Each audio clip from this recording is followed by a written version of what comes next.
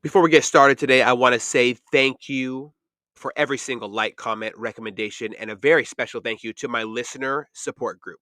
If you like what we do here at Off the Deep End Podcast, please consider checking out the listener support tab on our channel's anchor link. Without you, we would not be able to continue the great work we're doing with these conversations, breaking down boundaries and helping heal each other by sharing our stories, our trials, our tribulations, and how we process them. Let's jump straight into this episode. What's happening, everybody? Welcome back to the Off the Deep End Podcast. As always, I'm your host, Eddie, and I'm joined today by my brother, Aaron Voz. Thank you so much for joining me. Well, thanks for having me. Oh, my goodness. Well, I look forward to this. I think we should start with a toast, I believe, right? To the United States Marines. How great are they, right? Fucking A. Better than the Navy. Better than the Navy. Well, you know what? I'm going to go ahead and pour this out on the ground now.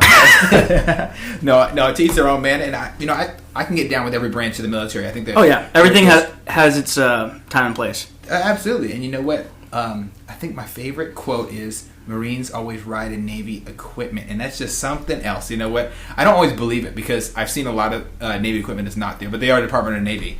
But I think that every branch has so many different purposes that they serve. Yeah, that's probably true. But anyway, cheers to the Marines, right?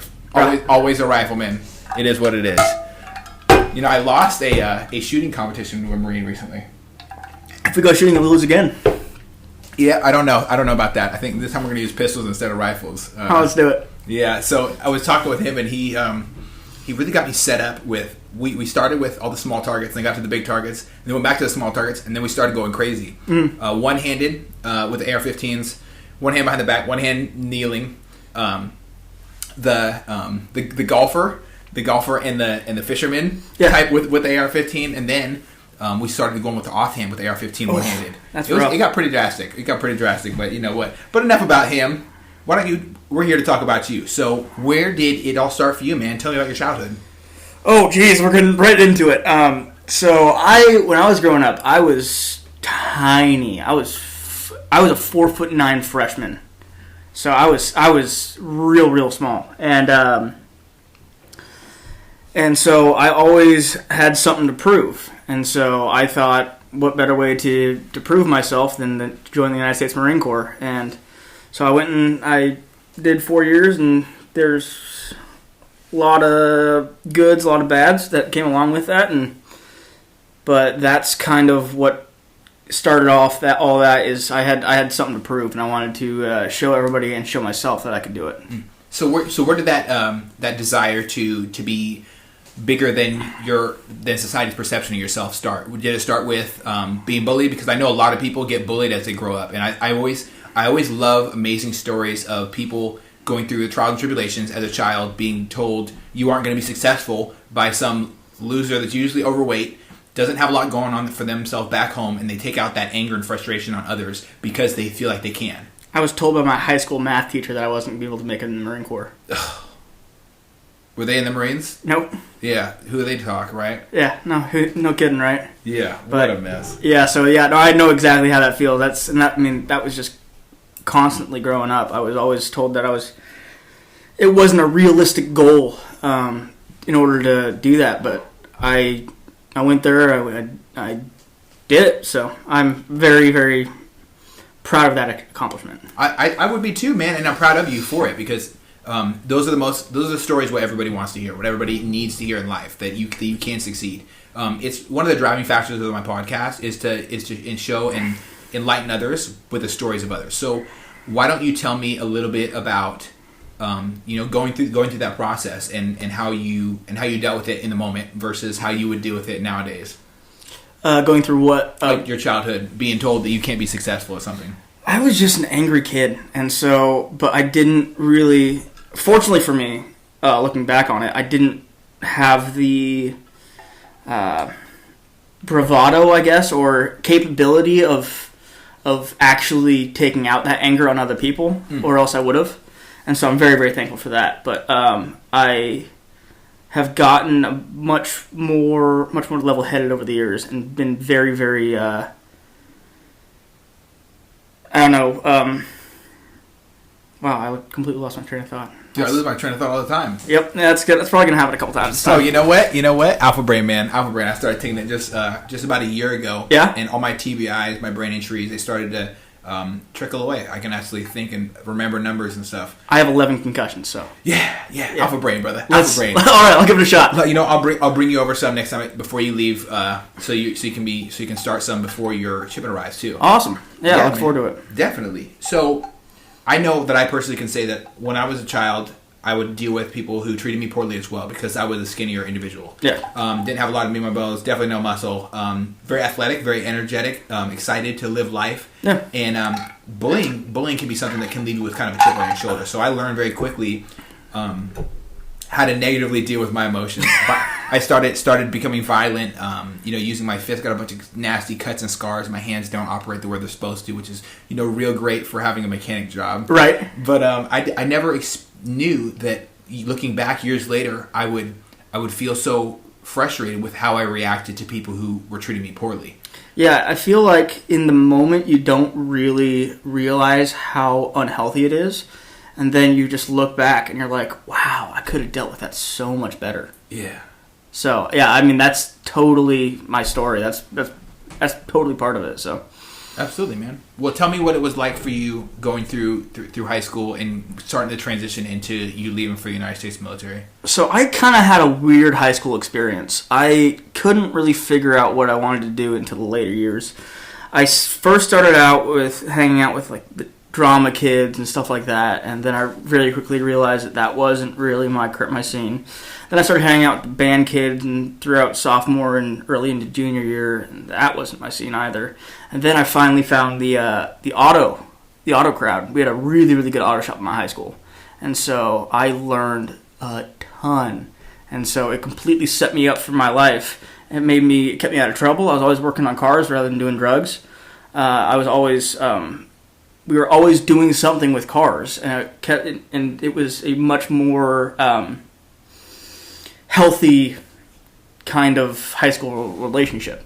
I mean, I still got in trouble because who doesn't? But who doesn't? That's a part of growing, right? Yeah, no kidding. Running into walls you didn't expect to be there, or just knowing that you can see an obstacle in your way and trying to power through it. Oh yeah, just muscle your way through life, kind of thing. Yeah, absolutely. That's usually what teenage years are like. I think that's where we kind of find out who the fuck we are. Absolutely. It's not always a smooth road. No, not always a smooth road at all. But taking those steps, it definitely provides a different perspective for you as you become an adult into your adult years. Absolutely. So shop class, I definitely took shop class. I was severely dyslexic, so shop class was difficult for me. I had to put together a lawnmower engine to pass this class, and everything was all in the wrong spots. Who would have thought later in life I'd be working on elevators and escalators right now? And what was your top tier moments in shop class? So probably the best moment is when I got invited to. There was probably 50 or 55 students throughout both classes, maybe 60. And I was selected to be one of the 4 people that went and competed at this competition. And I ended up, my team, me and this other guy, we were definitely considered the 3rd and the 4th. But we ended up actually taking that victory, and so we came home with that, and we placed better than the other team, so it was a very, very proud moment for me. Excellent, man. I love that. I love moments of success in others. I don't think that I understand the idea of being jealous. It's just not something I can ever. Yeah. I'm always excited. I don't care if someone just figured out how to do that water bottle flip thing that these kids are into, or if somebody reaches the most prestigious award possible for a nonprofit or something else, right? Humanitarian awards and things. Absolutely. I mean, you look at the people that we're surrounded with, and you're like, there's so much achievement, and so that's where you want to be. You can't get jealous of it. You need to use their expertise and their knowledge to further help your goal. 100%. And your set your goals, achieve them, and set more goals. And so that's something that I've been working on and learning. So I'm really excited for the future. Hell yeah, man. So did you have leaders in that kind of day and age back then who were guiding you in the right direction? I know that who was your shop class teacher? Which high school did you? I didn't even ask. Which high school did you go to? I went to Meadowdale. Oh, so did you know Mr. Buckingham? Mr. Buckingham. I don't think so. He probably already switched to Linwood, but he was the previous shop instructor. Okay. Before whoever was there when you were there. And he switched over to Linwood High School, and that's why. And he's also was one of my godparents growing up. Oh, no kidding. So it was really uncomfortable for me to like fail at everything. But he's like, you really don't know how to do this. Like, I'm the guy that taught you to chop wood. What the hell is going on here, right?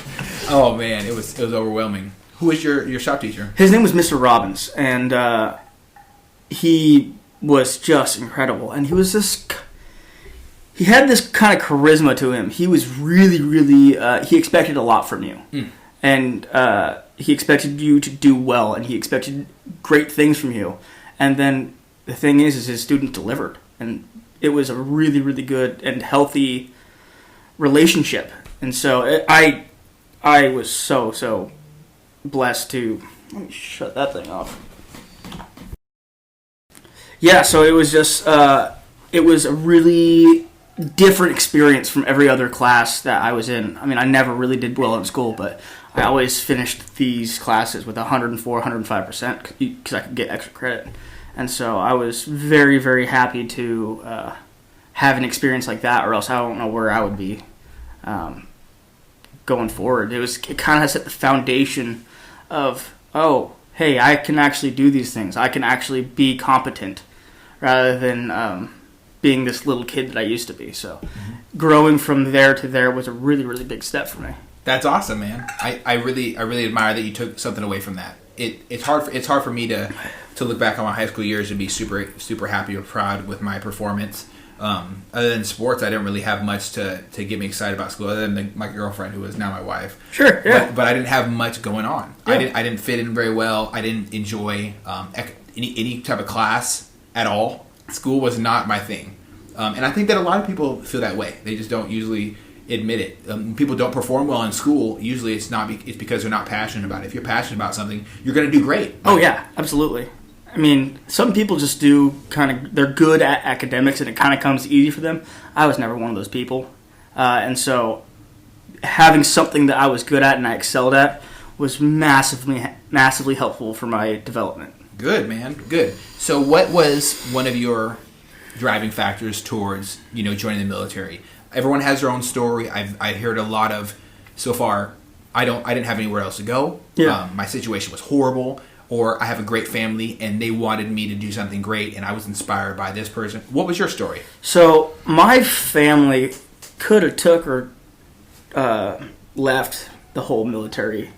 They're super supportive. I have lots of family in the military, but it was more they wanted to make sure that I was doing it for the right reasons. And so my great-grandfather was a corpsman in the Navy, and he served in blue side in World War II and green side in Korea. Wow. And so he served for 23 years, then went on to develop this amazing pharmaceutical company and just an incredible stand-up guy. And he told me stories about the Marines and their just unwavering brotherhood. And I wanted a part of that. I needed to be part of that. And so I, as soon as I could, I signed up. And actually, that's not true. I wanted to sign up really bad. My parents wanted to make sure that I knew what was going on and I was informed in my decision. And so I actually didn't go in right after high school like a lot of other people did.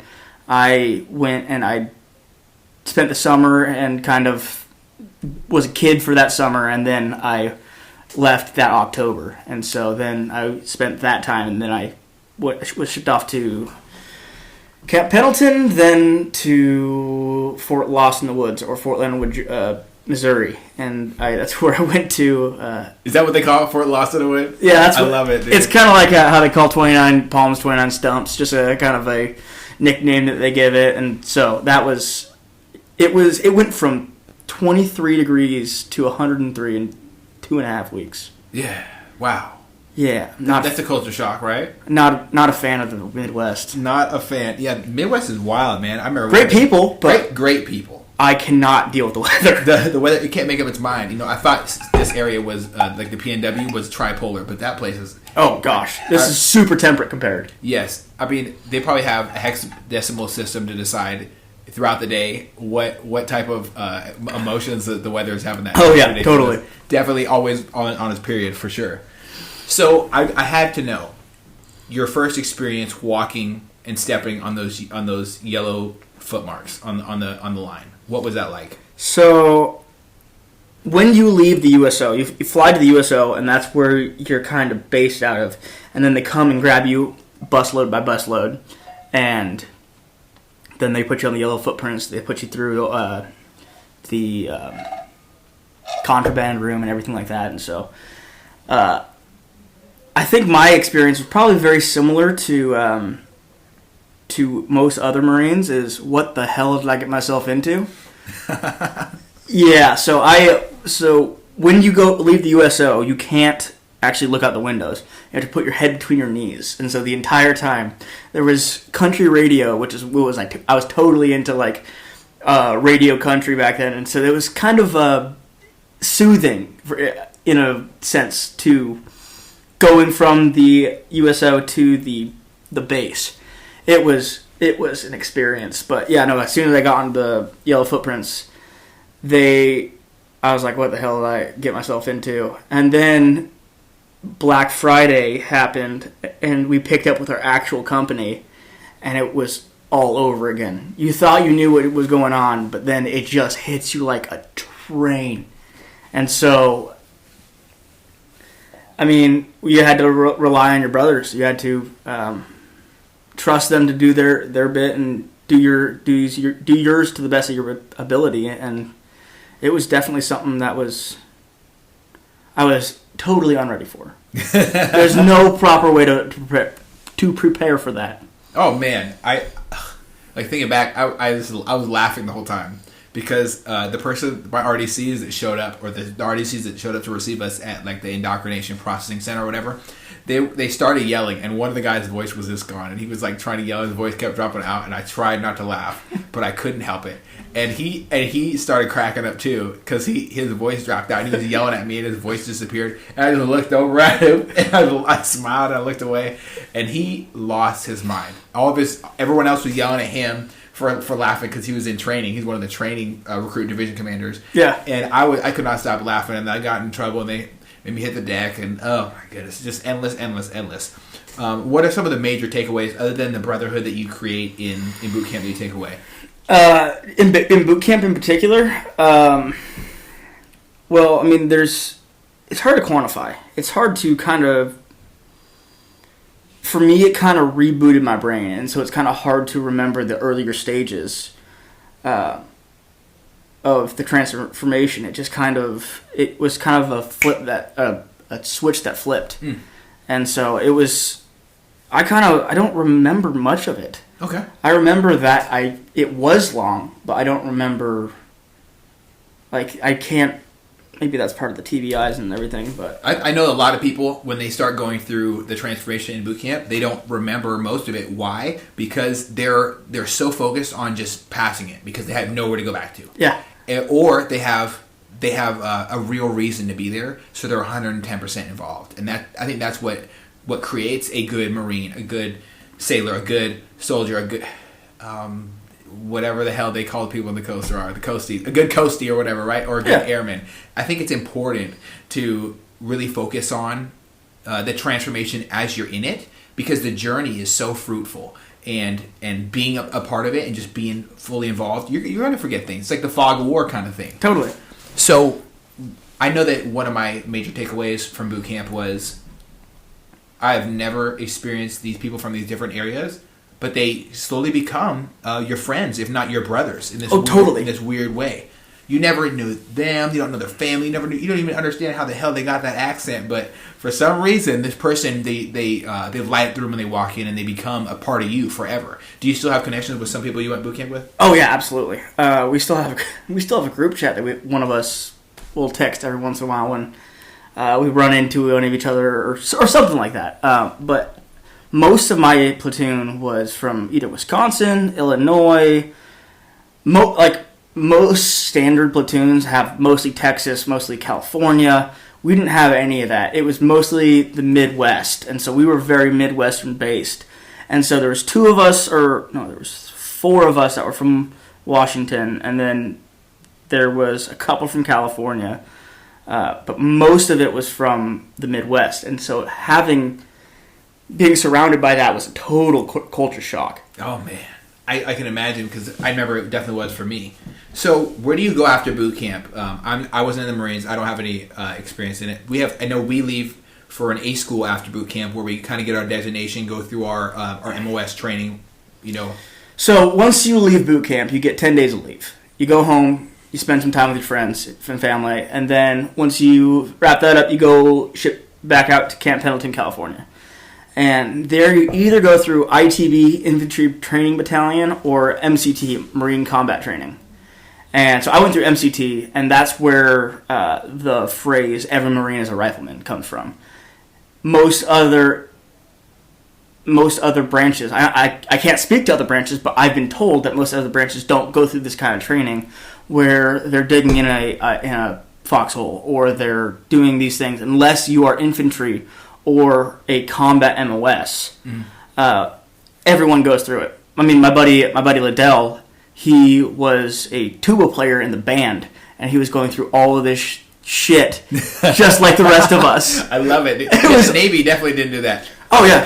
I was pissed. I said, where is my hand-to-hand combatives? I want some black eyes. What's going on here? Yeah, no, we totally got into that, and that was the kind of thing that we were doing, learning to shoot M240 Bravos and honing our skills with the M16. I mean, you learned kind of in boot camp, but you really had to practice it, and so you spent about 2.5, 3 weeks on rifles. But I mean, if you weren't good at it, it was something that you had to really work at, and that was definitely one of the things that was very prevalent and very important to the command of the Marine Corps. And I mean, you hear stories about food service Marines defending positions or flight line mechanics.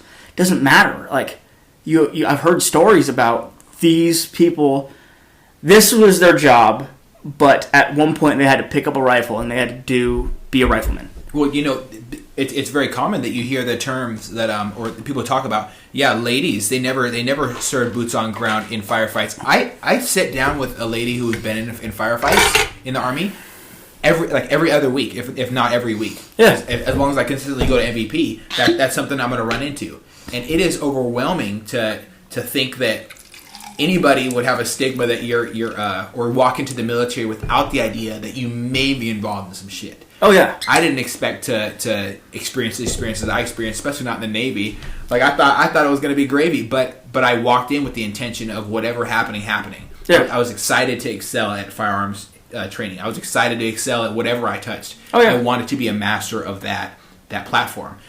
Now that you've had some experience outside of the military, I have to know, what do you prefer? The M16, the M4A1 platform, or the AR-15 platform? So, we've all heard the saying that military grade means just the lowest bidder. Yeah. And so, other than the fact that you have a select fire switch, there's not a damn thing that's better about the M16 or the A4 or the M4. I've only ever used an M4 once, and so I qualified with it once. But most of what I did was with an M16, and so that's what I'm most familiar with. But I mean, I'd take a civilian version 100 times out of 100. Like for me, full auto or burst is a waste of ammo. Okay. Like I think, I mean, what does it do? It's good for suppressive fire. What do you actually want to be doing with that, or doing suppressive fire with? M240, M249, something that is actually made for it. I'd rather save my ammo and use a single slide fire or semi-automatic. Absolutely, I definitely agree. I don't have as much experience with the platforms as you do, but I can tell you that as from a logic standpoint, it does make sense. And from the information I've gathered for people who have gone down range, they usually give me the same answer. What is one of your favorite memories about learning about these different rifles in an extensive way? Because I know that when you practice something and you practice with the perfect intention, you are going to improve. Did you improve greatly? So I was a classic example of someone who had shot a fair amount, and so I had bad habits to break. My brother actually is also a Marine, and he actually shot better than I did on my first table, or my first rifle qual because he didn't have any of those bad habits to break. And so he was just a fresh slate, and he scored like a 240. He was almost like a company top shooter. And so, he was really, really good. He was like 3 points off. And so he went and killed it. But one of my favorite, it wasn't my favorite back then, but looking back on it now, one of my most memorable experiences when I was learning about the rifles is it was just piss and rain, just coming down. And so there's a barrel that you are aiming your scope at, your ACOG, and you dry fire the rifle, and then you rack it, and then you dry fire it again, and you do this for hours. Well, there was 4 inches of standing water in this field, and so we are all looking at this field, and we're like, oh my gosh, we're going to have to go get our boots wet, this is going to suck. Yeah, you're going to have to lay down in it, huh? We got out there, and our primary marksmanship instructor, our PMI, said, first thing, why don't you guys find a good prone position? And so we all begrudgingly laid down in this freezing muddy just sat there and clicked our rifles away, and you can just see the smile on this PMI just having the best time of his life. It was so miserable, but that's one of my favorite stories to tell. Is it just like we weren't. There's no way they're gonna make us lay down in this. No, they will absolutely, without a doubt. I think one of my favorite memories. It was definitely post boot camp. Yeah, and I definitely wasn't hanging out with the cool kids shooting rifles. I was sitting there. I think all the parking signs for the really, really high important officers on an aircraft carrier got knocked over. Oh, okay. And so I got called and I got told to go outside. And I look to the right, to the starboard side of the ship. All I see is the darkest gray cloud I've ever seen in my life. And I look at my senior chief and I said, "Senior, are you sure these parking signs are worth what's about to happen to me?" And he looked at me, he smiled and said, "Boss, get your ass on out there." so I salute the OOD, walk off the brow, and as soon as I get down this ladder, I start fucking sprinting. I have to sprint down the whole pier, the aircraft carrier pier, longest pier in Norfolk. I'm sprinting the whole way down over to where the parking signs are. I put them back up. I grabbed some rocks to try to hold them down. There was like no rocks anywhere. It's a military base. There's no rocks. It's just concrete and depression. Did I say that? I meant it. I had to run over to where the water is, grab some rocks, head back over, put them down on the 4 most important ones, because that's all I cared about, not having to do it again. And right when I turn around and start sprinting back, it starts. Virginia raindrops in the middle of May, big as possible. It's humid, and then it starts hailing, and then the lightning starts striking, and I'm like diving near electrical, big electrical components and transformers and stuff on the pier, and I'm looking up and I'm watching everybody. You can still see the people leaning. You can barely make out the shapes, but the people in military uniforms are all looking down from me. There's probably like 40 of them, laughing. They're moving around, clutching their stomachs, laughing at me. So I cover up the radio because this Motorola radio is pretty expensive, and I don't have one. I don't want to get blamed for it being jacked up. Yeah. I sprint back up to the ship. The brow, the ship moved. The weight, the wind, and everything was so crazy. The ship moved, and the brow fell and collapsed. So I couldn't even get back on the ship. So there I am, standing on one side of where this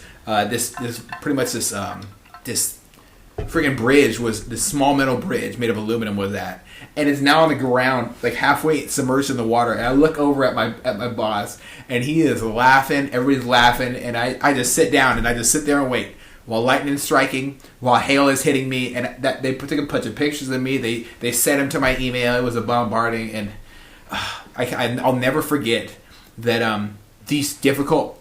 I wouldn't even call it difficult, but it was hilarious to me. Even now, it was in the moment hilarious.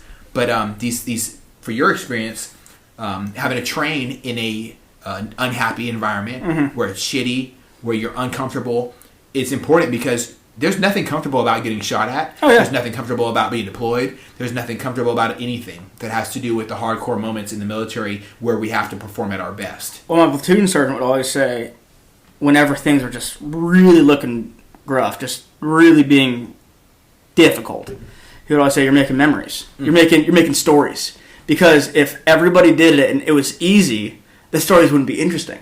But you can go and tell these stories, and people actually, no one cares about something that was super easy to do.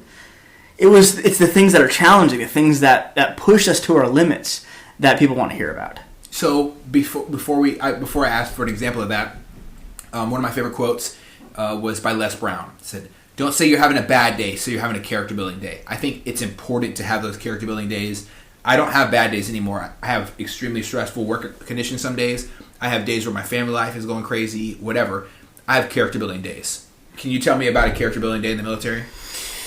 Oh, well, I gotta narrow that down. It's just, I think I had a different outlook or different experience of the military, because most of my hardship when I was actually in my unit wasn't actually doing the hard things, because I loved that stuff. I loved pushing myself to the limit. It was the fact that we have taken the same tobacco class 7 months in a row. We have taken this and lost the roster 7 times, and we have to take this damn class again. That was the thing that drove me so much more crazy than ever having to push through a hike or push through a really wet training day or whatever. That was never really the things that bothered me. That was because I always had that perspective of being, this is making me better. Whereas the things that were menial and meaningless and a waste of time, that's what really got to me. And that was so much harder than anything that I ever did. That was... I hated the bureaucracy of the Marine Corps. I love it. I think that it's so important to acknowledge that. There's a certain point where we need to do things, but comes a certain point where the parking signs are not that damn important, like at all. Yeah, at all. Exactly. Since when have, and I think that there's a movie that describes it. It's not necessarily comparable to what I'm talking about, but I'm going to compare it anyway. When you look at Carl Brasheard and his journey in the Navy, he was the master diver who lost his leg and had to walk. I think it was 12 steps. I'm pretty sure, wearing the full 300-pound suit or whatever. Oh yeah. I think it's important to look at moments like that. Why did this person have to go through this ridiculous he was fit for duty. He knew he wanted to do it. He was an expert Navy diver, and he got stopped because of some bureaucracy. We need to, I think, essentially get rid of meaningless jobs where people sit in offices and just push edict and just put out information for no reason that doesn't have to do with warfighting, getting better at it, because every second that we're not training to be more effective in life, I think that we are slowly becoming more ineffective. So the thing is there is this constant cycle that happens within the military. Mm-hmm. There are 2 different kinds of military. United States military, or any military for that matter. You have your garrison military, and then you have your actual field mission military. And when you go out and you're fighting a war in Iraq, Afghanistan, Vietnam, World War II, it doesn't matter. You need great leaders, because if you don't, you fail. Yes, brother. If you don't, you fail. But once you don't have that requirement, that necessity for incredible leaders, they start to sort themselves through the cracks. They start to fit themselves through the cracks. And then you have these people that don't care about their Marines or their sailors or their whatever. Coasties. And they really only are looking out for their own career. And that is the reality of our garrison military. And so when you're doing that, nothing happens until another conflict breaks out, and you have these requirements for that. And so it's this vicious cycle that happens over and over and over again. And so I think I covered it. I agree with you 110%, man. I've experienced my fair share of bad leaders, and every single bad leader is someone who won't do something for themselves that they're willing to direct somebody else to do. There's so many bad leadership traits that we can often talk about. Oh yeah. I detest piss poor leadership, but we need piss poor leaders to see the example of the good ones. As much as I'm just disgusted with piss poor leadership. I remember this story I heard recently from one of my sailors who I served with, who is kind of disconnected from me. Yeah. There was a sailor that came after I left that ship and was stationed on a different one. They got their leave denied when their grandpa was passing away. He had a couple days left in the hospital. But it was an immediate family, and they recycled leave chit just because they didn't like this sailor. They just recycled leave chit, got lost in the system, because they were just giving him a hard time. The next day, that sailor committed suicide, and everyone's like, "Oh, well, it wasn't me. I didn't do this. I don't know what happened. I don't know why we have this issue with the military."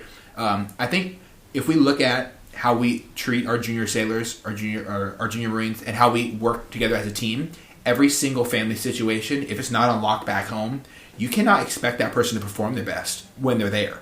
It's not just family. You need to be squared away in your personal life, be squared away in your professional life. 100%. 100%. And I think that is a big issue that we are facing currently in the United States military, and is creating a weaker military force. And there should be nothing said about the United States military, but this is strong as hell. Yeah, absolutely. And it's great, and they're full of heroes. Are you thinking about making a podcast? Spotify has a platform that lets you make one, and if I can figure it out, you definitely can too. You can create your own content all in one place for free with zero hangups, and even earn money as soon as you get started. Spotify lets you record and edit episodes from your phone or computer, so you can go mobile, just like I enjoy to do. My favorite thing about it is that you can create video episodes if you wish and upload them to wherever podcasts are heard. You can even set up subscriptions, or if you're like me, listener support options for listeners to help you grow. I 10 out of 10 recommend the Spotify for Podcasters app. Or, why don't you just step over to www.spotify.com/podcasters to get started on your own podcast. Some of my favorite memories are in times of difficulty, but there are also major moments where we triumph and we overcome obstacles as a unit that drives us to be better in the future next time, because we have that stepping stone into our own version of greatness, whatever our task is at the time. Can you give me an example of one time where you felt closest to your brothers and you felt like you really kicked today's ass?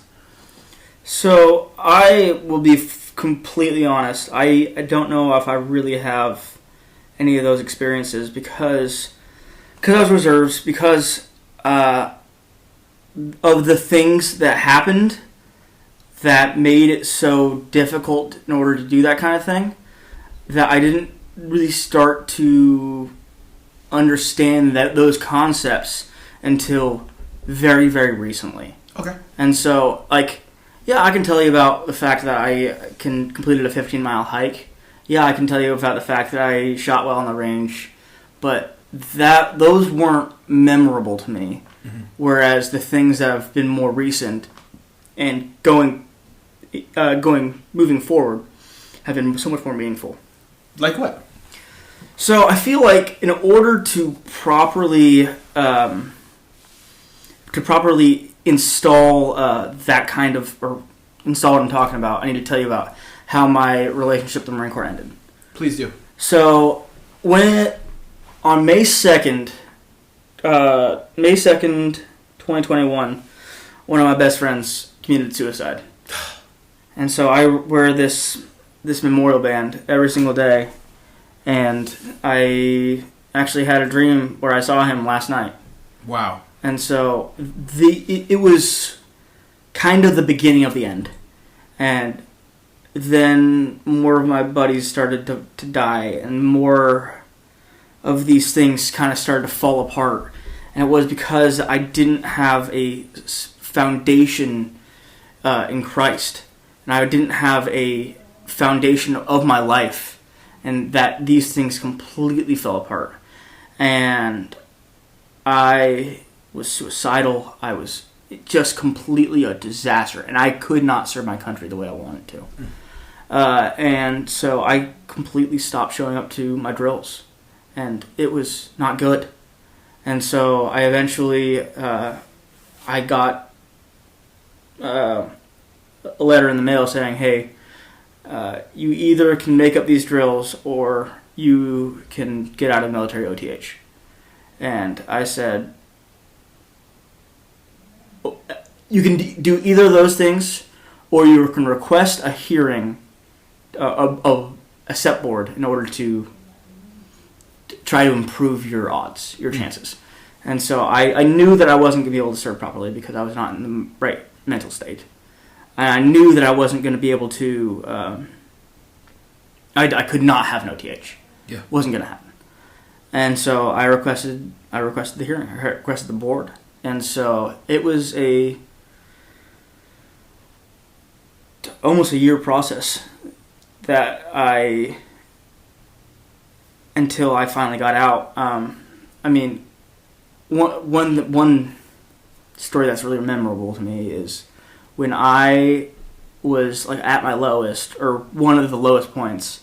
I reached out to my squad leader and I asked him if I could get the number for the chaplain, and he sent me a text back saying couldn't find it. And I don't feel like that's how we need to be supporting our junior Marines at all.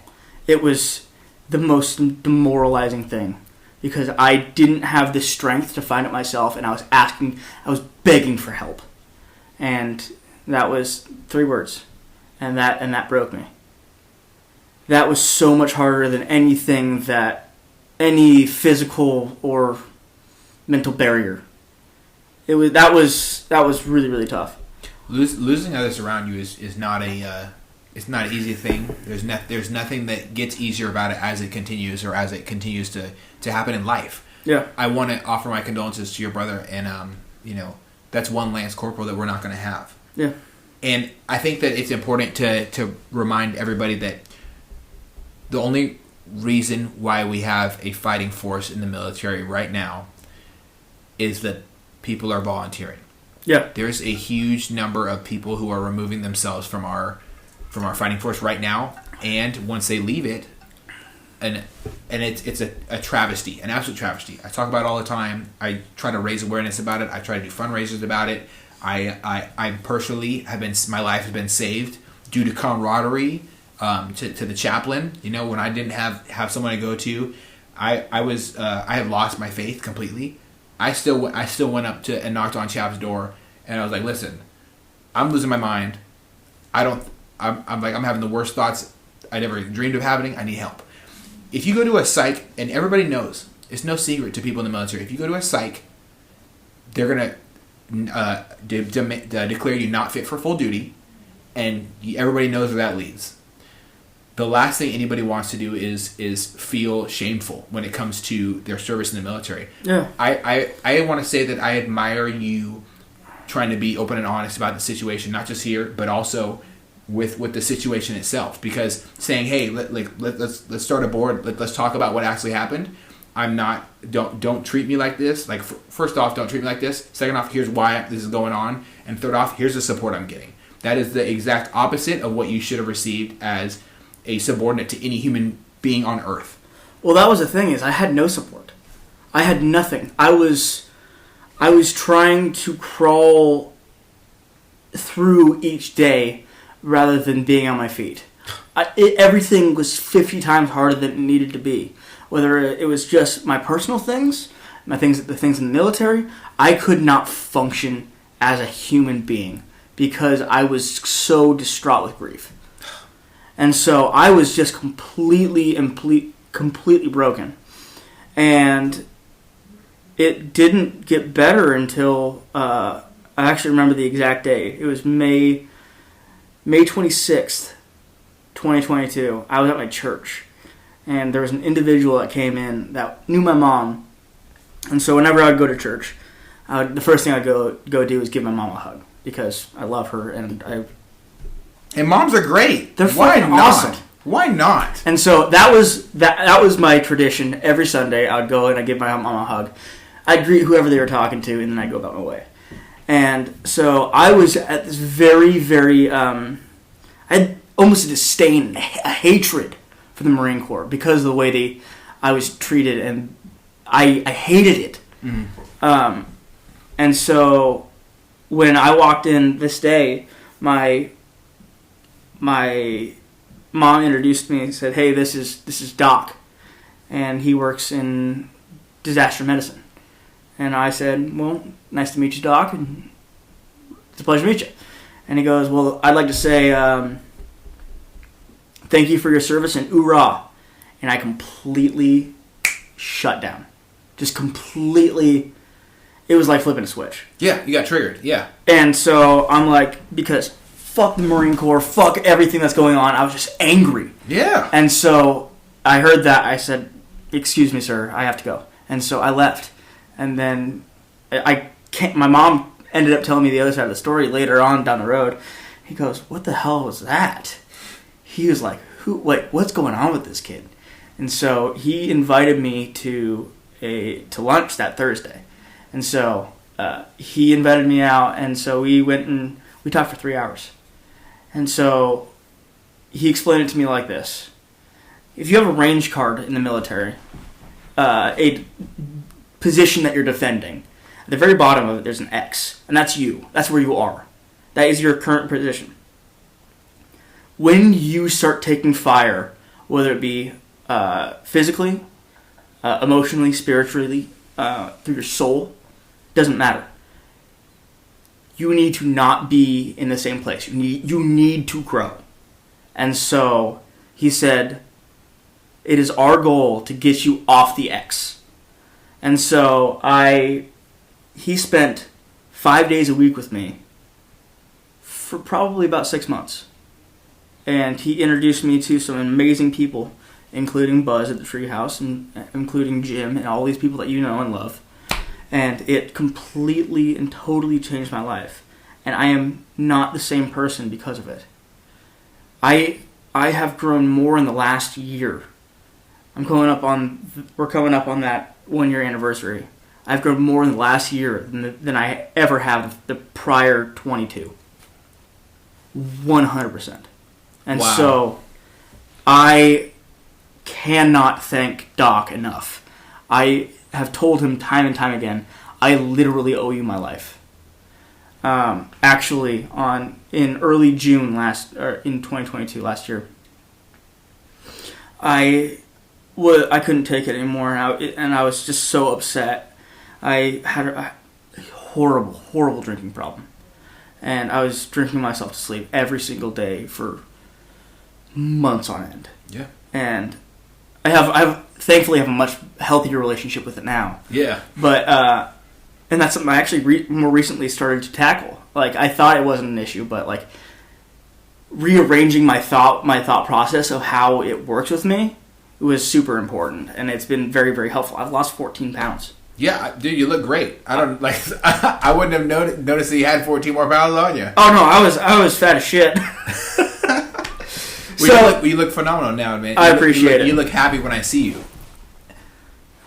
I appreciate that. I also completely forgot where I was.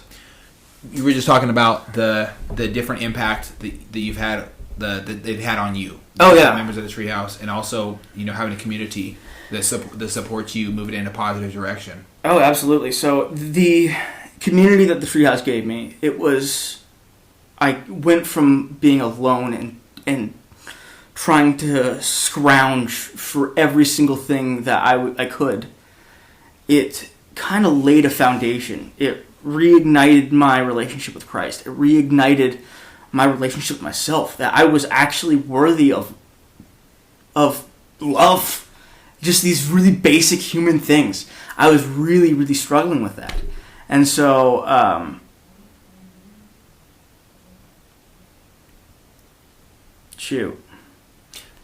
want to ask you about something before we continue. Yeah, absolutely. You brought it up. If you don't want to answer, it's okay. I want to let you know that. But this is the Off the Deep End podcast, so I'm expected to ask open and honest questions. Absolutely. And you don't have to give me any answer any more in depth than what you want to. You mentioned something and you trailed off talking about last June, and you couldn't take it anymore. That's exactly what I was actually trying to think about, and I completely lost my train of thought. But what I was trying to say was, I drank myself to just stupor, And anyone that knows anything about me knows I love motorcycles. Yeah. Motorcycles they're kind of my life force. I love it. And so I've met incredible people and doing these incredible things and going to these incredible places on these bikes. However, that night, it could have been the end of me. I got on my bike and I rode, I did about an hour ride in 22 minutes. I did an hour's worth of riding in 22 minutes. And my thought process is, I'm not going to take the step myself, but if this is the end, then so be it. You know, man, one, it breaks my heart to hear that you felt that way, and two, I want to say that I'm so thankful that you're still here. Right? I am too. I am living on borrowed time. I like that outlook, man. I have a friend who did the same thing, but with a car, and hearing him talk about that, my eyes would fill with tears, and I'd cry a bunch every time he mentioned it because he doesn't know what he's done for me. And if you listen to this, Jason, I just want to let you know something, motherfucker. I'm glad you're still here, and keep growing because your life is worth it. You have value, and I say that to you as well, man. You know, when we go through the lowest parts of our life, we think there's nothing left. Empty fucking soul, empty heart, and suicide in any form looks like the easiest option. But it takes a severe amount of strength to say even just put the words out there to the universe that you felt like committing suicide and you're still here. But wow, how great is it that you didn't do that, and you can look back and say, hey, I'm strong enough to get through to this day today. I think that's where we can all find beauty in the lowest moments we experience, because I've had my times, man. I've had to deal with a lot of guilt surrounding the death of my father when I was deployed, and a whole lot of stuff that surrounds my relationship with my family, my relationship with my wife, me leaving, and having unfinished business when I came back from deployment with certain individuals, and feeling like a complete failure. I still feel like a complete failure sometimes, but I'm often invigorated and given hope by human beings like yourself who have gone down the alleyway and stood up and say, I'm still fucking here. So I'd like to send a message to anybody feeling this way. When I had nothing left to do, or nothing left to lose, that only meant that I had everything to gain. So when I had nothing left to lose, I had everything to gain. And if my life ended that night, then I would not have lived through the greatest parts of my life, because those are still coming. I have great plans. I'm in the middle of starting my own business. In the next week, I'm boarding a plane. I'm going to go to Alaska. I'm going to go fish for 3 months, and I'm going to earn some dollars, and I'm going to come back. I'm going to start my own business, and a veteran-owned business, and I want to help people that are going through the same thing. And I was in a free fall, and I hit rock bottom, and then I figured out that rock bottom actually had a basement. And so I needed to, I don't want anyone to feel the same way that I felt. And so if I could take all their pain, I would, but that's not realistic. That's not how that works. But I want to give hope to those that have none. Wow. And I'm very, very, very passionate. So my business I'm starting is a custom knife business. And one of the things that is very important to me is the treehouse. And there's a certain verse that has very important connotations to me, and it's that iron sharpens iron, and so one man does to another. And so it is very important to me to always be moving forward, always be becoming better. And when you're becoming better, you're becoming sharper. And the only way to do that is through other people. You cannot do it by yourself. You cannot live by yourself. People weren't made to live by themselves. And so finding your group, finding the people that have your back, no matter what, if you need them at 2 o'clock in the morning, they're going to pick up. And I am very, very fortunate to find that group. And I pray that everybody finds that group. I love that, man. Yeah. Wow. You know, you're truly an exceptional human being, and I say that, I don't say that often. And here's why I do say those words to you, my brother. You have a very, very well-refined perspective of hitting your lowest of the fucking low and just making a decision. I love the word decision. Why? Because it's Latin. It comes from the word scission, which means to cut. And you like knives, right? You're starting a knife business. I think it's perfectly fitting for you to cut off all other options than to continue moving forward. Yes. And that is where I think I find so much beauty in your story with your experiences. There's something that can be said about having a community and not being alone. I am overwhelmed every time I walk into emerging veterans and players meeting, or I walk into the treehouse for the first time. I was overwhelmed because these are human beings who literally want nothing but want to help you. I think it's important to, wherever you are, whether you're still active duty, whether you're a veteran, whether you're a civilian and you have no idea what it's like to be in the military at all. It doesn't matter. Which is okay. Find your tribe and create it, right? Yeah. Find the people that you don't have... How do I put this? You need to find the people that will accept nothing less than the best for you. Unrelenting standards for who you are as an individual. And if you're at these points, you need to find those standards for yourself. And I think that is the biggest change that I made, is that I always thought enough was, or that mediocre was good enough. And I don't feel that way anymore. I need to be, I don't ever want to be the person I was. I do not ever want to take the steps backwards that I don't want to lose the progress I've made. And so I need to constantly be being better, to better myself, to better my relationship with God, to better my relationship with people, to better my business. Doesn't matter. It needs to grow. It needs to be moving forward. Because if I don't move forward, I'm going to move backwards and I'm going to die. I understand that feeling. I feel it each and every second, every single day.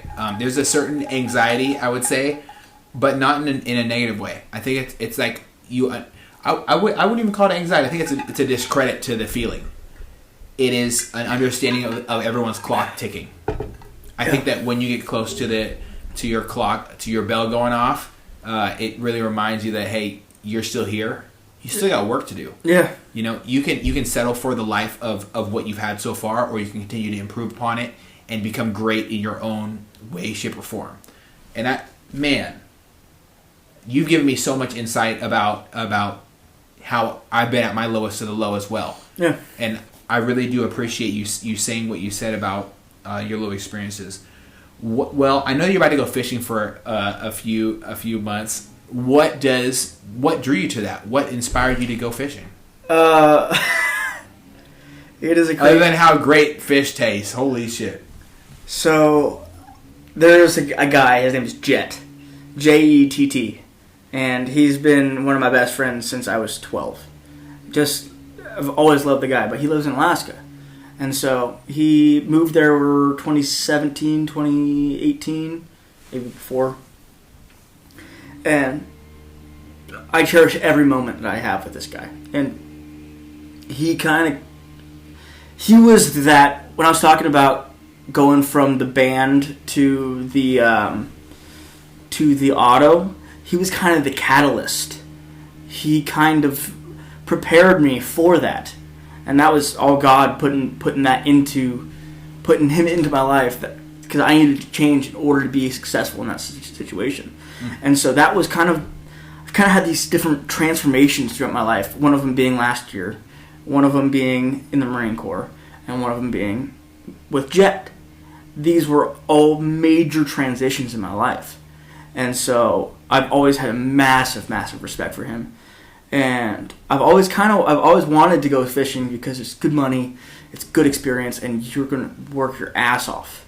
And so when he called me yesterday, I got a phone call yesterday saying, hey, you want to come up here and fish with me for the summer? I said, no, it was 2 days ago. I said, yeah. And so I'm getting on a plane in 4 days, and I'm going to go fly up to Alaska, and we're going to go do this. Oh, I love it, man. A complete leap of faith. Yeah, I mean, there's no other reason other than God for this. And he is just completely set. I mean, I still have stuff to do, but he has made all the paths easy.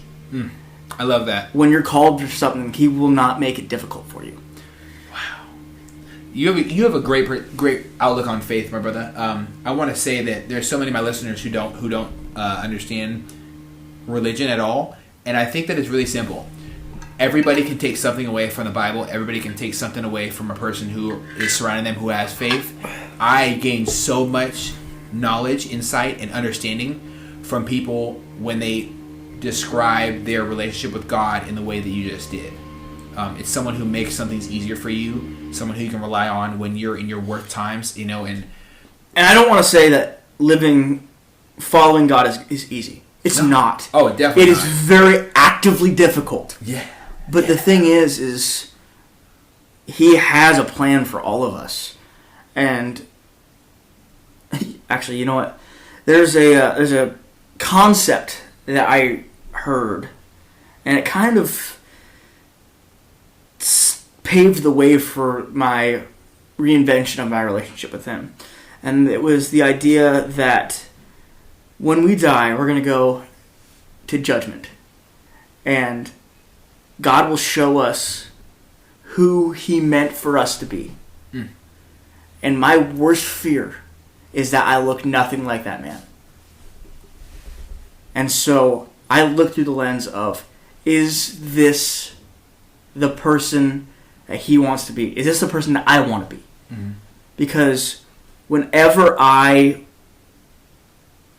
try to do something on my own, it ends in catastrophic failure. Every single time. But the second I just release it to him, it ends up way better than I could have possibly imagined. I love that for you, man.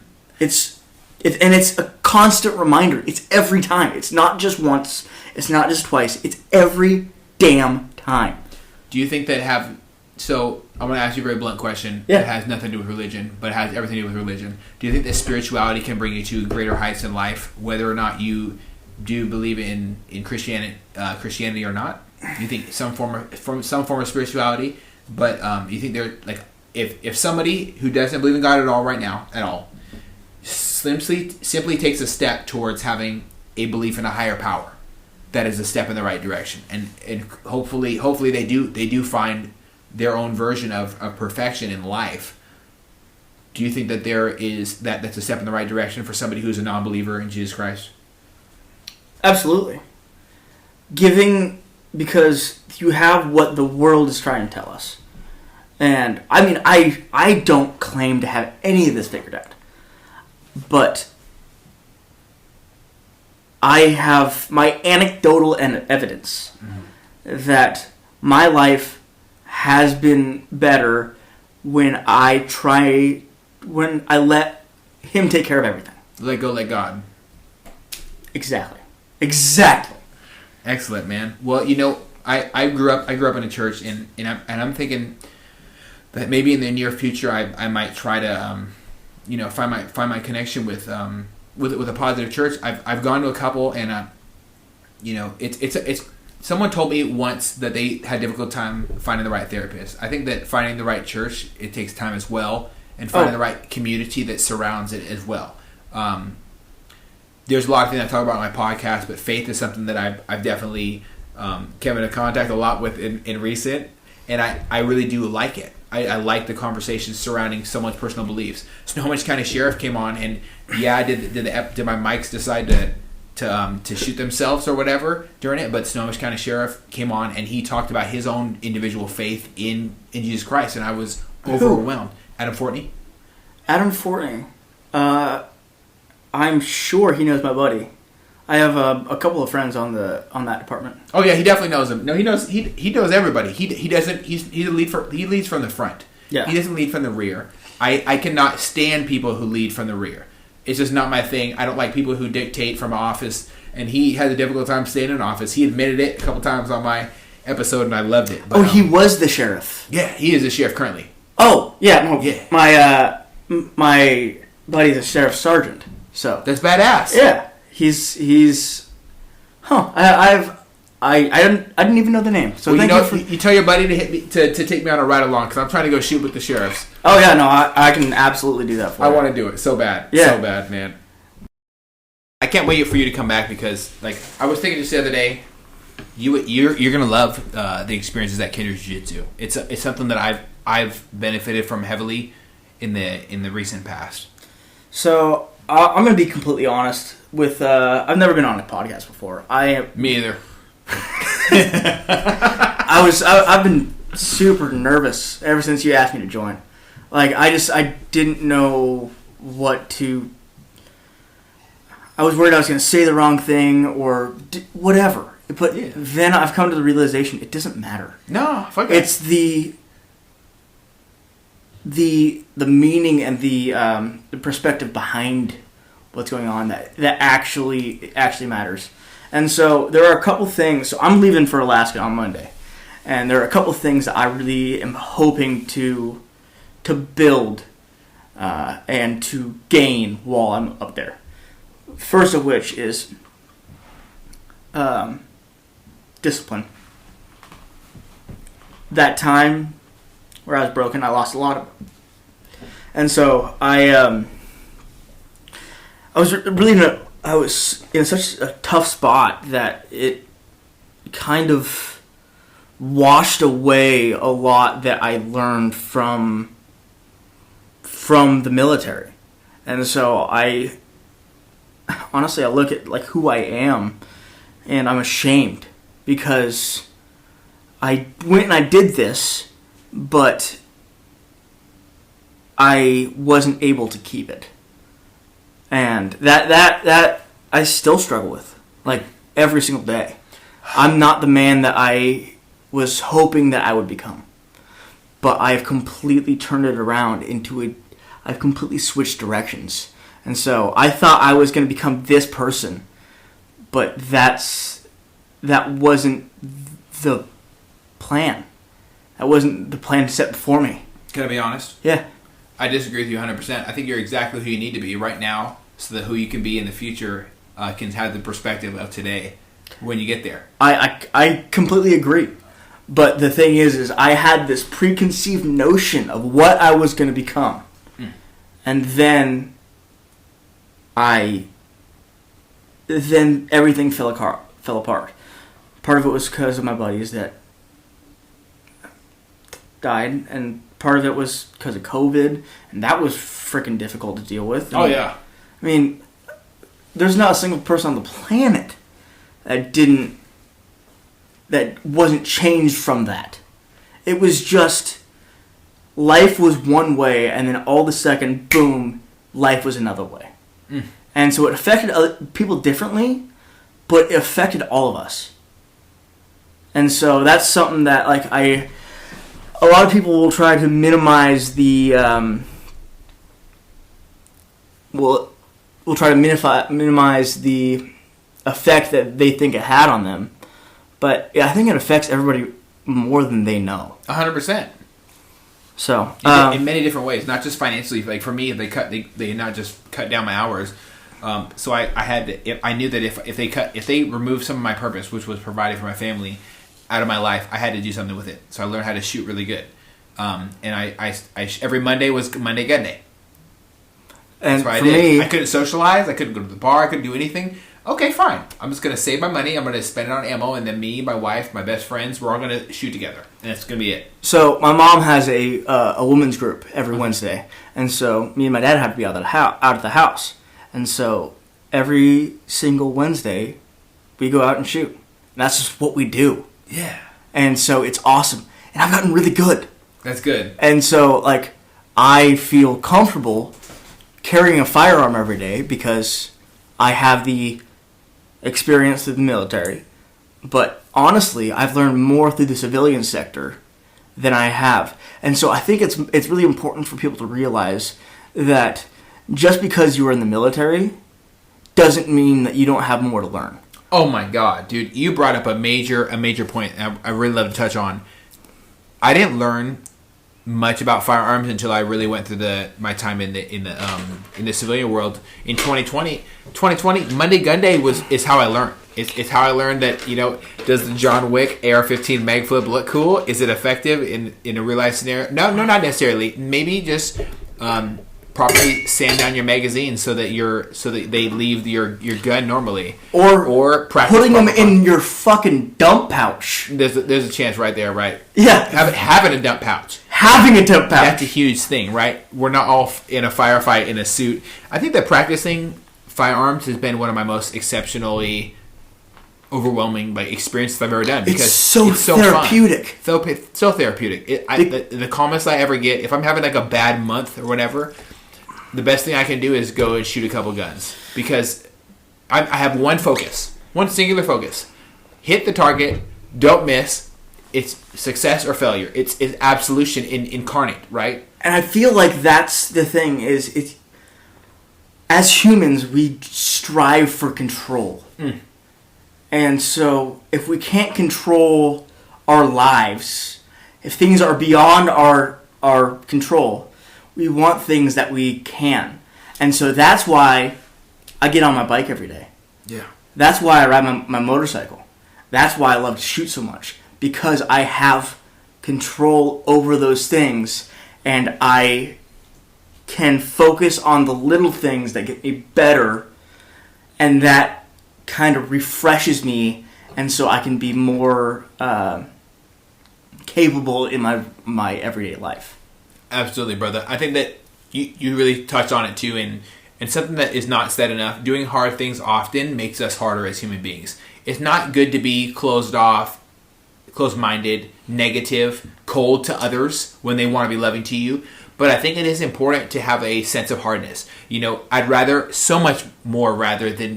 be a gardener or a warrior in a garden. I fucked it all up. Yeah, a warrior in a garden rather than a gardener in a war. Right, 110% every single time. And I'm going to let that be my one mess up to dyslexia today. But I think it's so important. The alpha brain's wearing off. The alpha brain is wearing off. It is what it is. The damn it bullet. And that's just what it is, right? Being capable and willing to do ferocious acts so that others do not have to when the time comes, and being good at it so that it doesn't fuck us up in the future. I think it's important. So me as a man, I look at my standards for myself. I want to be a great lover and a great fighter. A great warrior and a great gardener. I want to be all encompassing of all things. Yeah, it's very dangerous to be a one-trick pony in this day and age, or any day and age at all. I think it's important to be multifaceted when it comes to our skills, our understanding of life, and how we attack life in a ferocious way. We should all be excited about the next step, like you are about fishing. It's going to be huge for you. But it's only the next step. That's all it is. Yes. And so I'm excited about it, but it is the next step. And I have all these steps I have to take before I reach my goals. It is the next step.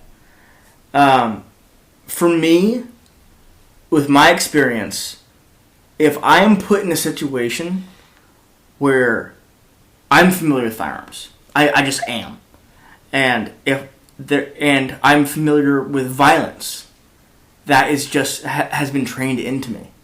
And so if there is a situation where someone gets hurt and I could have stopped it, that is on my hands. Mm-hmm. That is on me. And I truly believe that. And that's why I carry every single day. Like, for me, it's...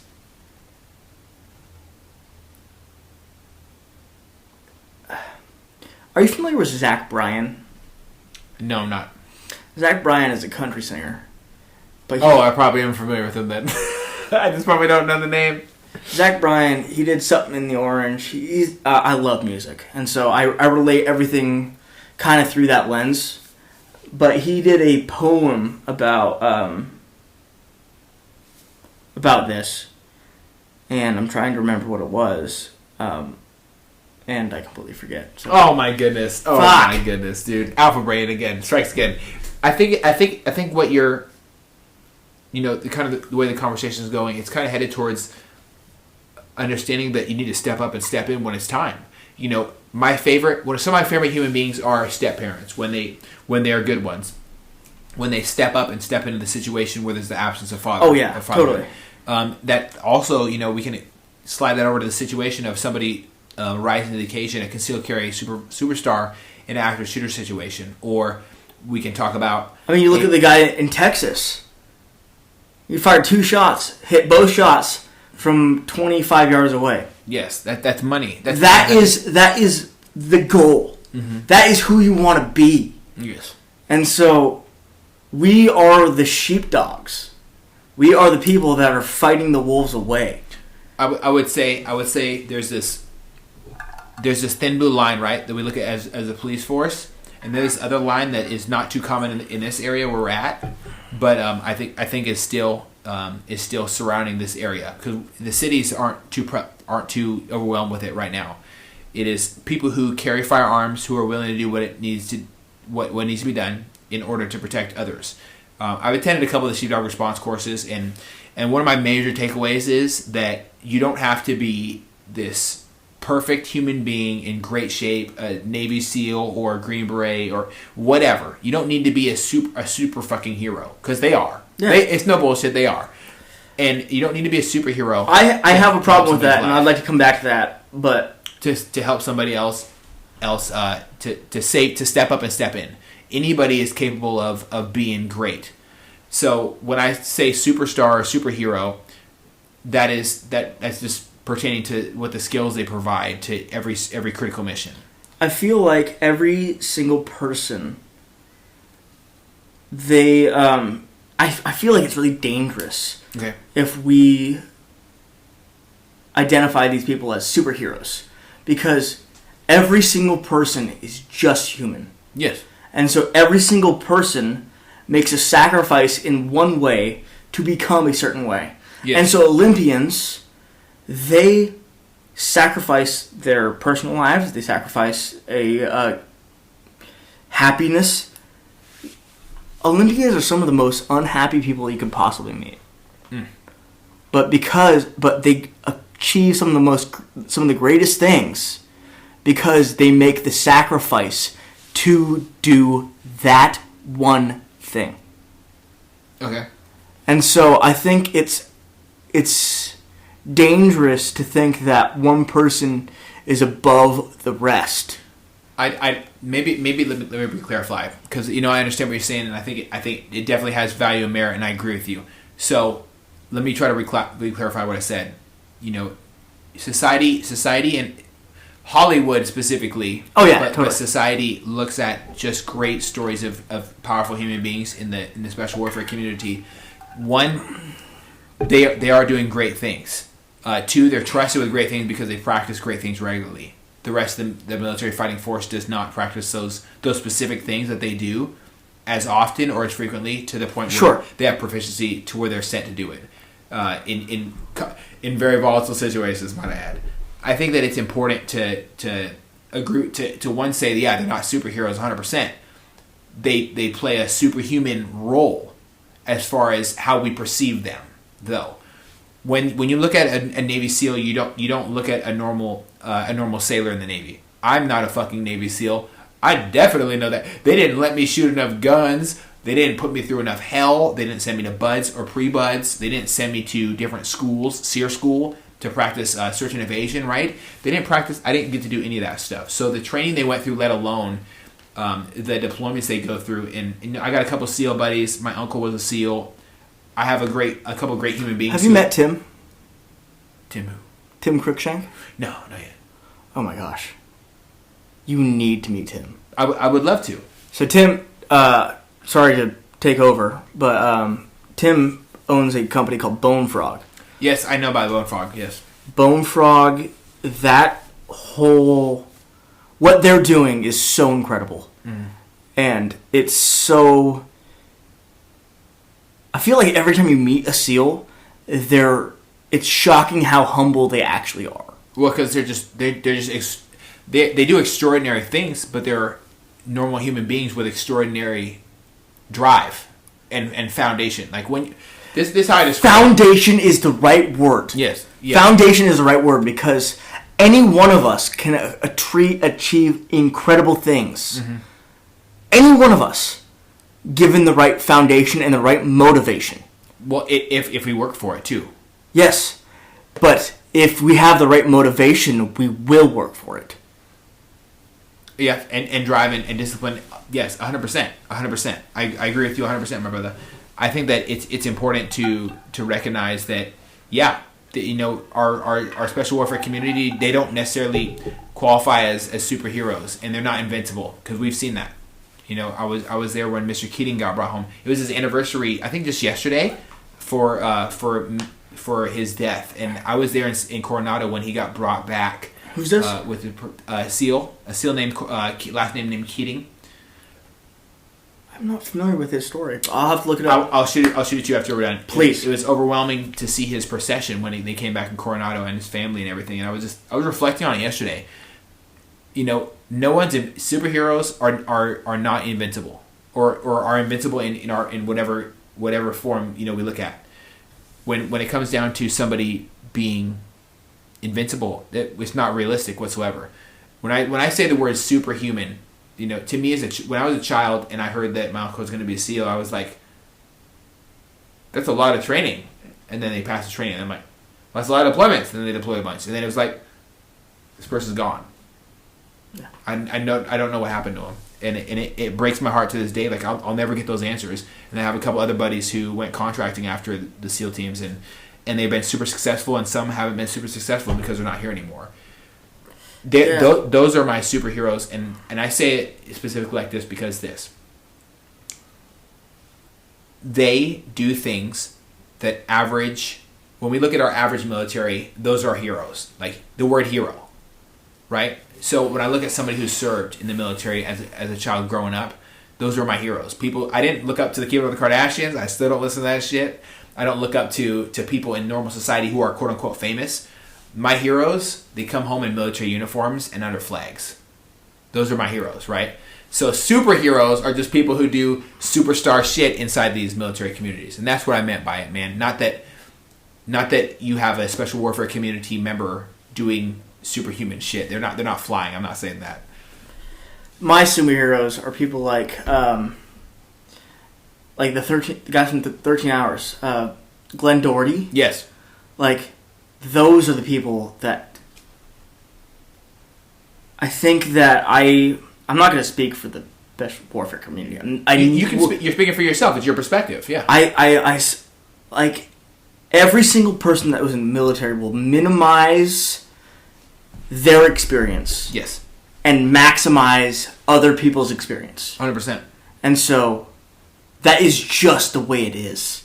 And so we need to, I don't know.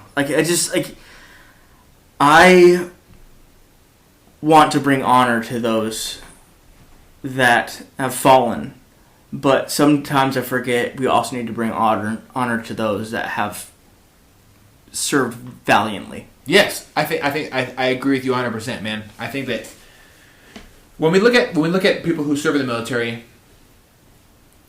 there's a certain level of tenacity or a prestige. Yeah. This level of prestige that comes with writing down your name and saying, I will serve and defend the Constitution of the United States against all enemies, foreign and domestic, whatever, right?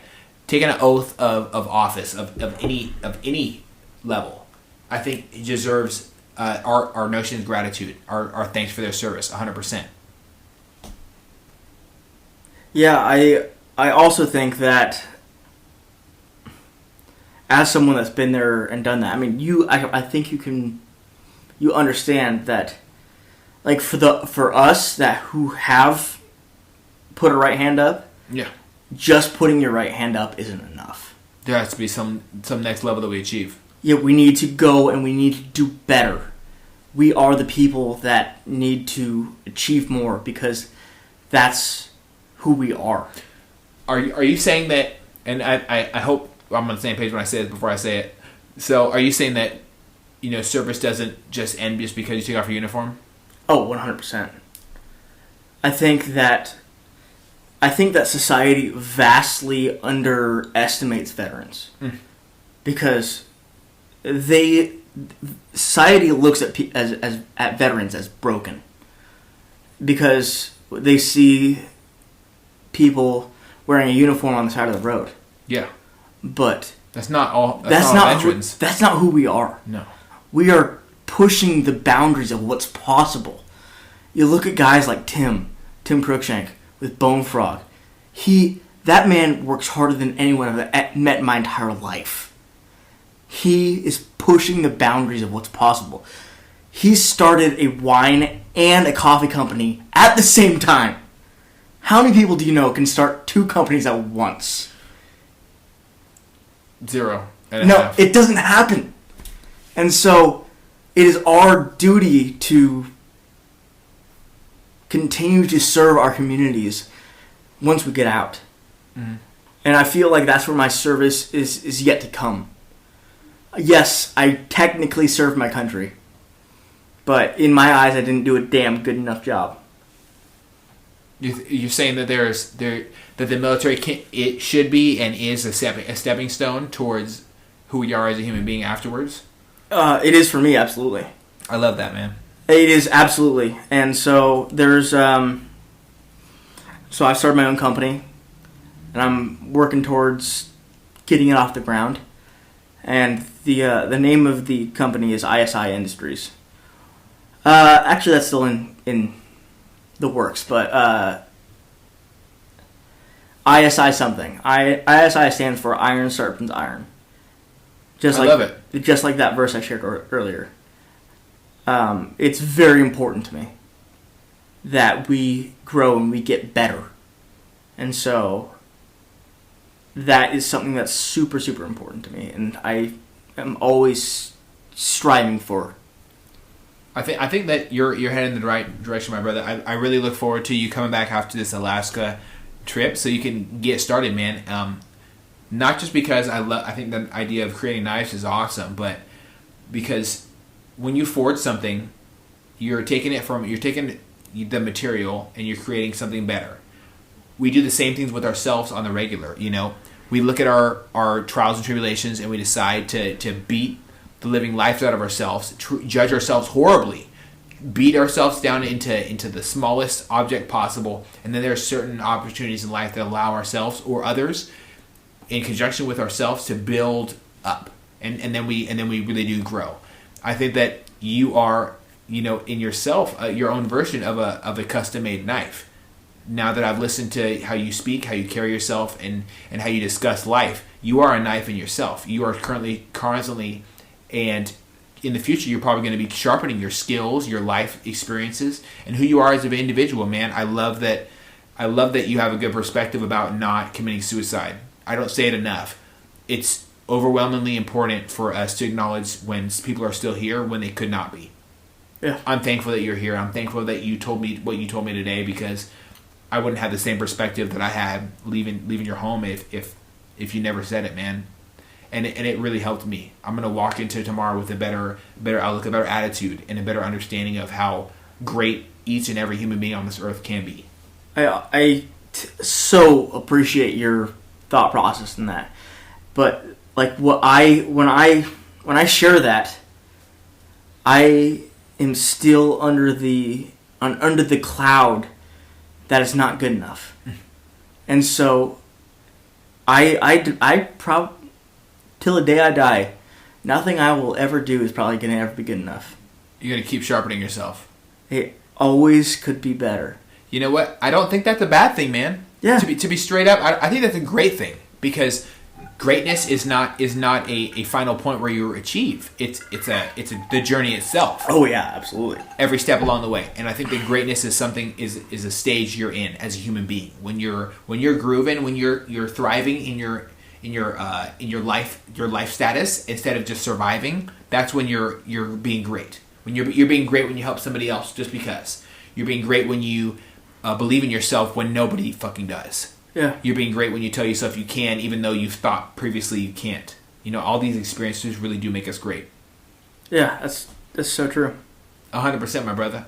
Well, I appreciate your insight. I appreciate you inviting me into your home, and I appreciate you supplying this great, oh my goodness, man, bullet bourbon.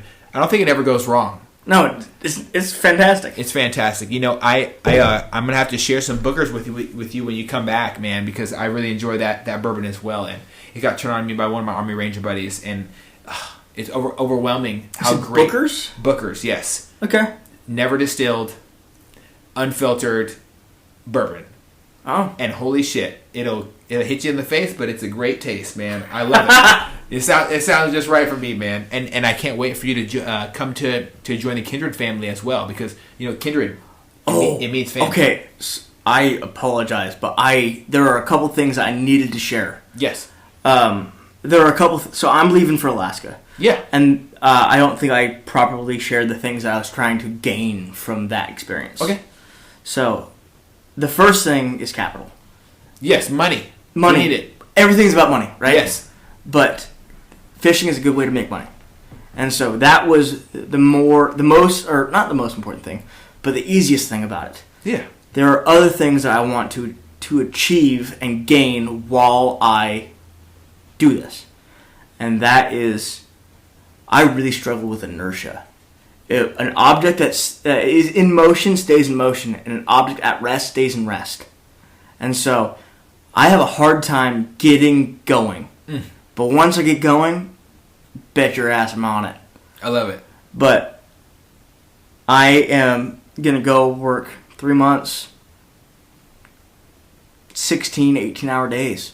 That's going to be the normal.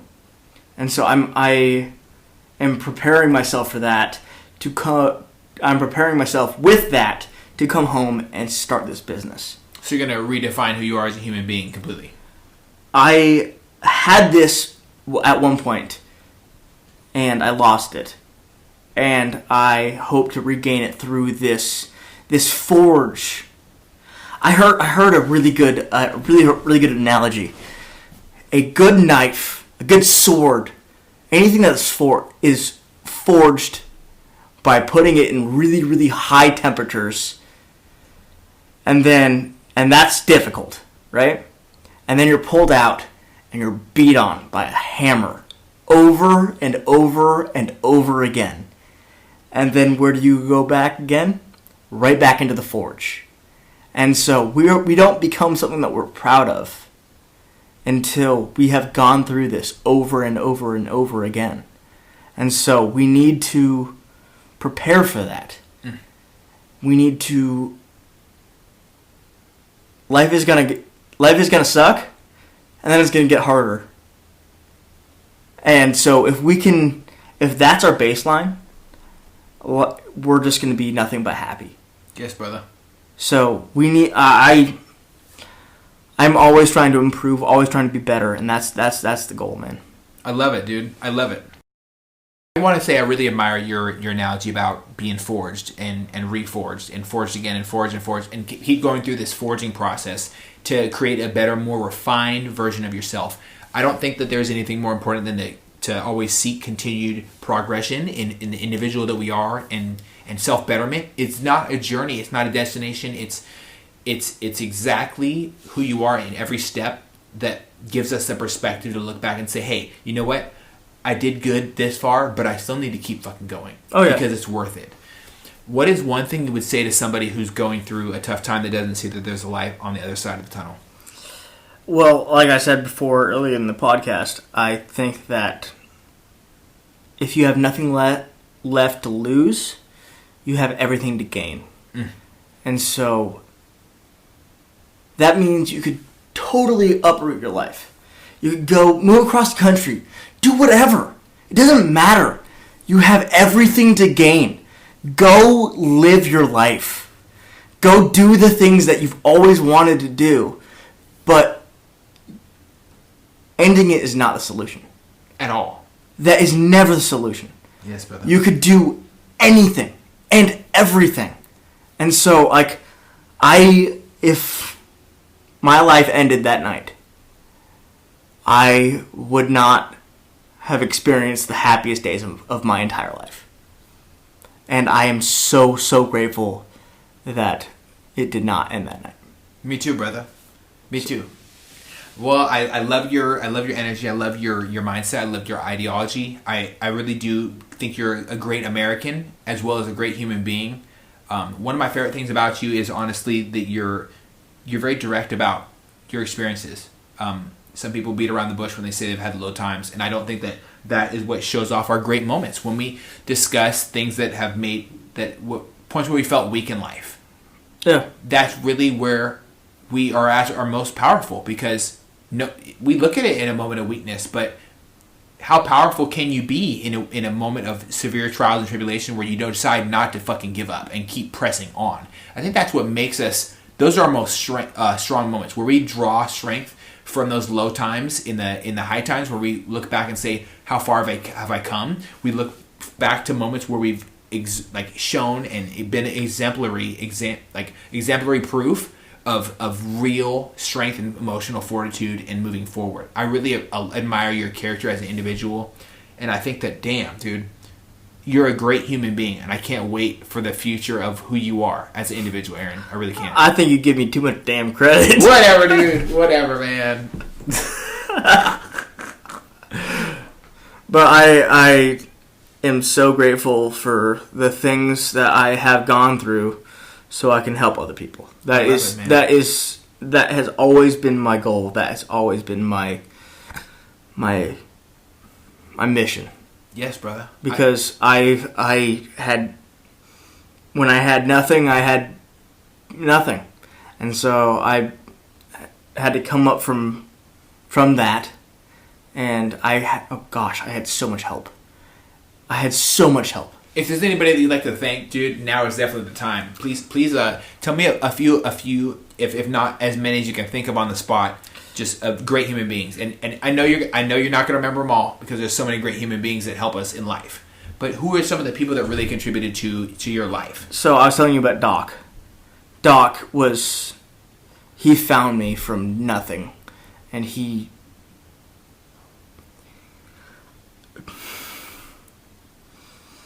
I don't know where I would be without him.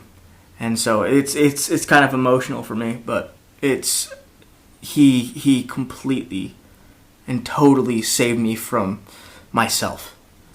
And Buzz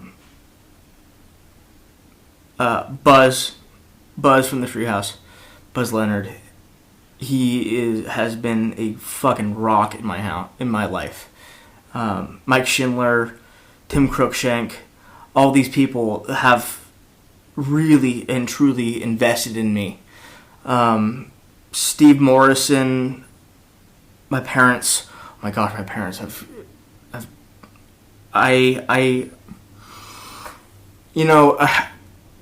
So I'm about to go up to Alaska, and this is known now, but there is a group of.